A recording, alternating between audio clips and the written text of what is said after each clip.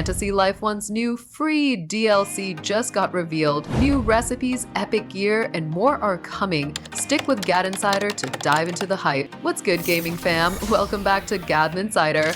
Level 5 just dropped exciting details for Fantasy Life 1, The Girl Who Steals Time's free DLC Update the World. Fresh off the game's May 21 launch, let's unpack what's coming to this life sim RPG. The Update the World DLC announced by Level 5 is free for all Fantasy Life 1 players.